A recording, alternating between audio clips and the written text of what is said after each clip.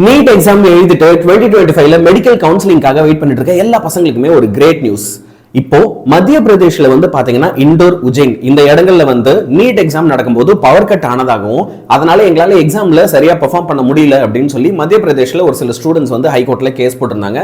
இந்த கேஸோடைய ஜட்மெண்ட் வராதனால மட்டும்தான் இது வரைக்கும் மெடிக்கல் கவுன்சிலிங் ஆரம்பிக்காம இருந்தது.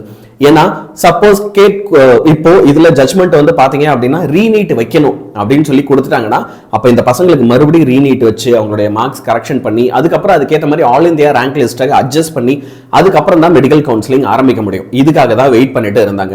சோ இப்போ இந்த கேஸுக்கான ஃபைனல் வேர்டிக்ட் பாத்தீங்க அப்படின்னா ஜட்ஜ் எழுதியாச்சு. இதை வர திங்கட்கிழமை இல்ல செவ்வாய்க்கிழமை கோர்ட்ல பாத்தீங்க அப்படின்னா ஃபுல் வேர்டிக் முடிச்சிருவாங்க, ஜட்ஜ்மெண்ட் கொடுத்துருவாங்க அப்படின்னு எல்லாருமே எதிர்பார்க்கறாங்க. ஸோ ஒன்ஸ் இந்த ப்ராசஸ் முடிஞ்சது அப்படின்னா உடனே நமக்கு ரீநீட் இந்த ஸ்டூடெண்ட்ஸ்க்காக மட்டும் நடக்குமா நடக்காதா அப்படின்றதுல கிளாரிட்டி வந்துடும். ரீநீட் சப்போஸ் நடக்கல அப்படின்னா அதுக்கான சான்சஸ் தான் ரொம்ப ரொம்ப அதிகம். ரீநீட் சப்போஸ் நடக்கல அப்படின்னா உடனே நமக்கு மெடிக்கல் கவுன்சிலிங் எம்சிசி ஸ்டார்ட் பண்ணிடுவாங்க.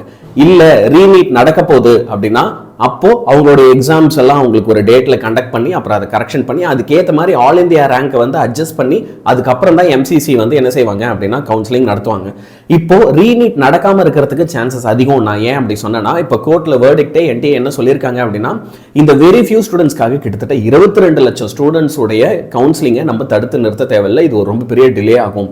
இன்னொன்னு இந்த இண்டோர் அண்ட் உஜ்ஜைன்ல எழுதின நிறைய பசங்களே பாத்தீங்கன்னா 600 மேல 550 மேல எல்லாம் எடுத்திருக்காங்க.